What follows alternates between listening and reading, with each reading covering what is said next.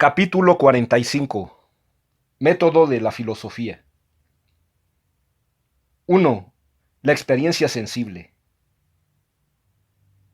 De acuerdo con lo explicado en los capítulos 4, 5 y 6, la filosofía ocupa un puesto especial entre todas las ciencias. Su objeto material, que es todas las cosas, y su objeto formal, que son las causas supremas, es el motivo de este rango particular. A partir de ese objeto es como se puede ver con claridad que el método filosófico tiene que ser experimental racional. En efecto, es imposible conocer las cosas si no es por medio de la experiencia sensible, o sea, por el uso de los sentidos. Aquí experimental no se refiere a experimentos como en física o en química, sino a la experiencia sensible. ¿Cómo se podría filosofar sobre el cosmos si no se tiene previamente, a partir de los sentidos, los datos que el mismo mundo proporciona por ese conducto? ¿De qué manera se pretendería conocer las causas supremas del hombre, de la belleza, de la sociedad, si previamente no se han captado los datos sensibles de tales objetos? La experiencia sensible es, pues, el primer paso en el método filosófico. Esto va en contra del idealismo, del racionalismo y de toda filosofía de gabinete. Para filosofar sobre un objeto es requisito previo haber recibido los datos sensibles de ese objeto. No hay ideas innatas. Inclusive la filosofía sobre Dios ha requerido toda una serie de datos sensibles acerca del mundo contingente, móvil y ordenado, a partir del cual la mente se eleva por raciocinio hasta la consideración de la existencia necesaria de un absoluto.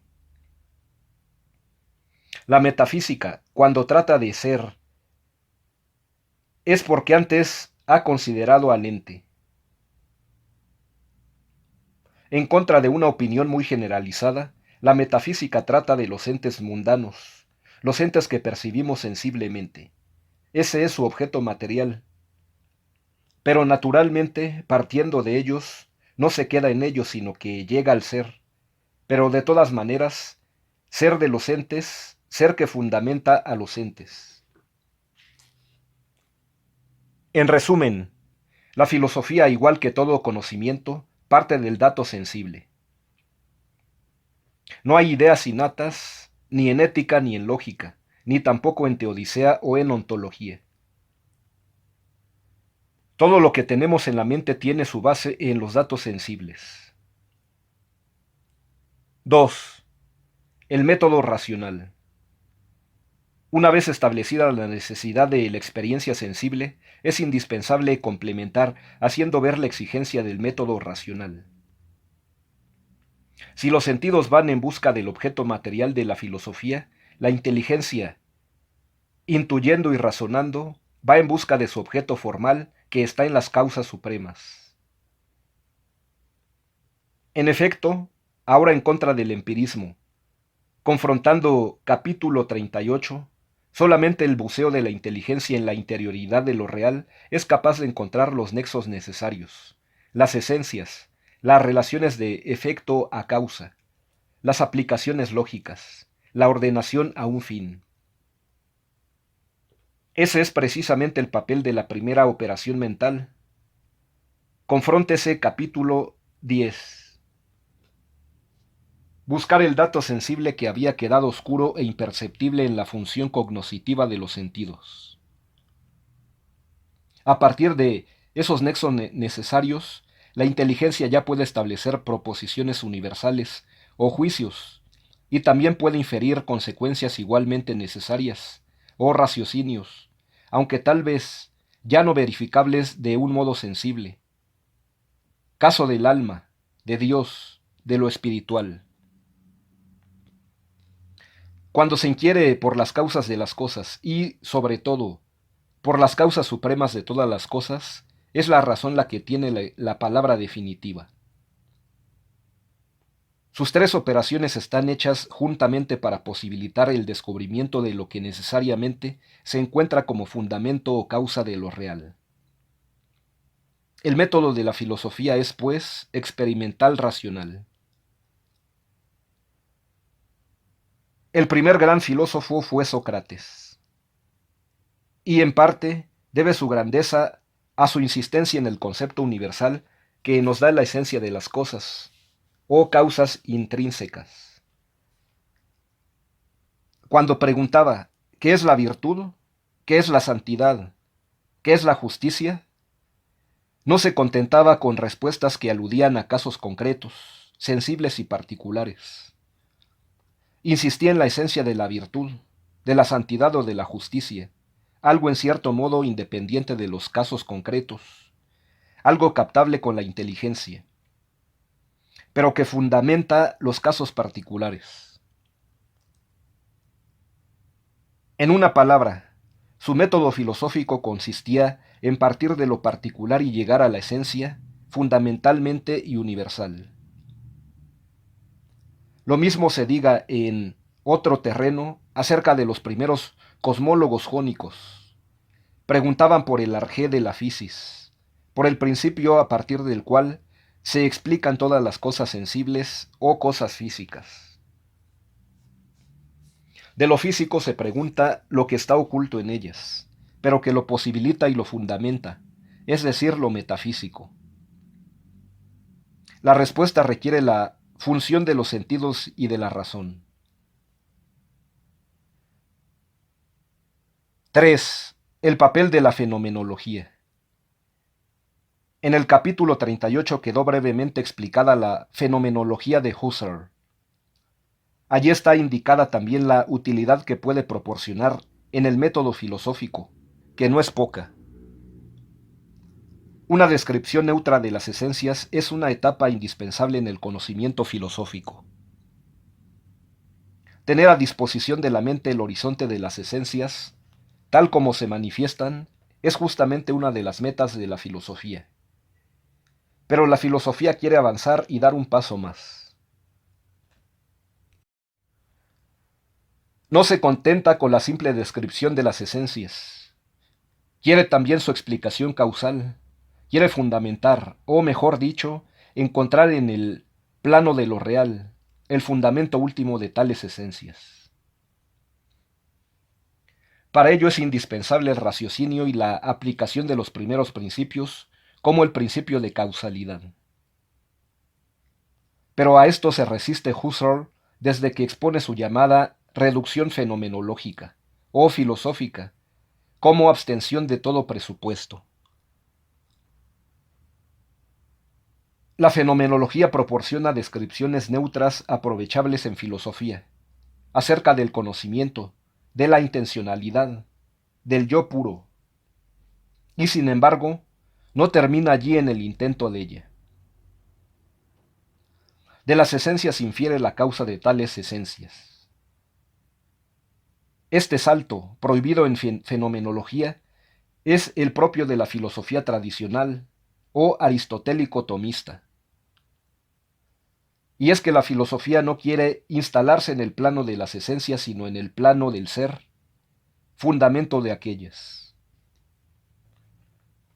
La epogé fenomenológica, al poner entre paréntesis el ser real de los fenómenos, mutila el objeto propio de la filosofía. A esta no le interesa tanto las esencias como el ser del cual participan dichas esencias. La fenomenología, como sus reducciones, se corta las alas para llegar hasta el meollo del asunto, como es el ser de los entes. Sin embargo, prescindiendo de esa epogé, las esencias descritas son un instrumento valioso en la investigación filosófica. 4. El papel de la intuición intelectual. Bergson ha insistido en la intuición como método propio de la filosofía. Por un lado, el análisis o abstracción es el procedimiento ordinario de las ciencias particulares. Así se obtienen los conceptos que son como reflejos fragmentales de las cosas reales. Su utilidad en la práctica es innegable, pero allí termina el papel de esa función. Más allá del análisis, continúa Bergson, está el papel de la intuición, la cual nos da el propio de cada objeto, algo único e inexpresable. Solo la intuición nos da la realidad de su esencia, tal como es, sin fragmentaciones, sin congelamientos, sino en su dinamismo propio.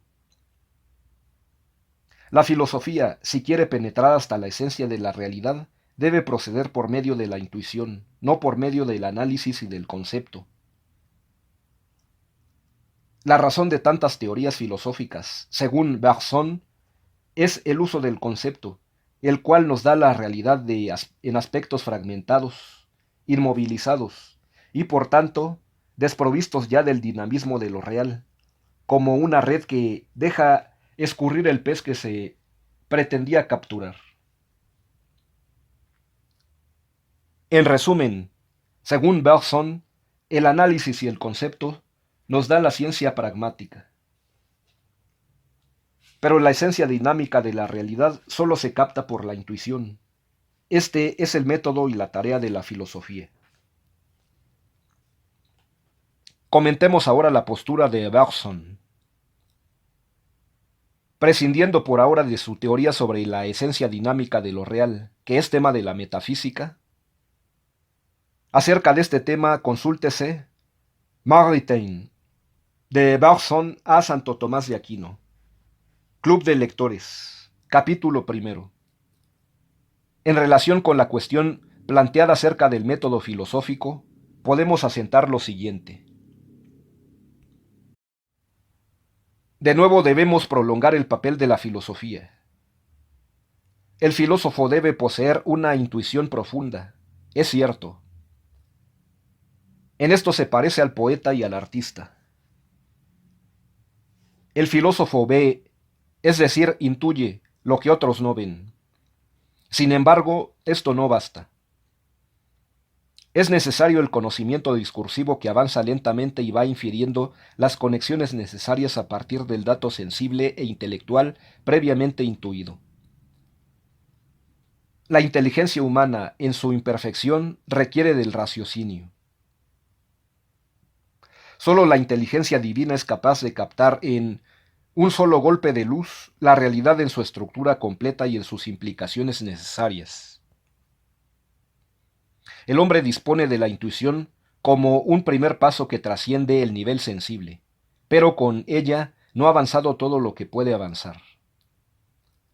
Su intuición es débil y requiere el esfuerzo del raciocinio y por consiguiente también del concepto. La metafísica consiste justamente en captar lo implícito que está latiendo en lo explícito. Pero la intuición humana no es capaz de penetrar en ese nivel metafísico con una sola intuición.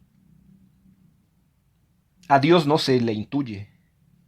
Tampoco tenemos intuición del alma o de la inteligencia. Pero disponemos de raciocinios que nos llevan a la evidencia de la existencia de Dios y del alma espiritual. De esta manera vamos penetrando en lo implícito subyacente en lo explícito. Recapitulando, la intuición es, pues, el punto de partida, pero debe prolongarse con el raciocinio, dada la debilidad de aquella. A partir de Kant, se ha impuesto en filosofía el llamado método trascendental. La expresión no significa importante, aunque sí lo es. Tampoco se refiere a una propiedad universal de las cosas. Confróntese los trascendentales, unidad, verdad y bondad, según la filosofía escolástica. Aunque en cierto modo pretende la universalidad y la necesidad, pero en el conocimiento. El método trascendental es el proceso que nos lleva hasta las condiciones a priori de nuestro conocimiento objetivo. Es descubrir nuevamente lo implícito en lo explícito, lo atemático en lo temático. Confróntese Corret, Metafísica, página 53. Para Kant, estas condiciones a priori del conocimiento eran las únicas garantías de la universalidad y la necesidad de la ciencia. En síntesis, la filosofía, dicho de un modo o de otro, pretende encontrar a partir de la realidad extramental las condiciones de ella y de nuestro conocimiento de ella. Esta elevación a los fundamentos o condiciones de posibilidad, o causas supremas, es la esencia de la filosofía y de su método peculiar.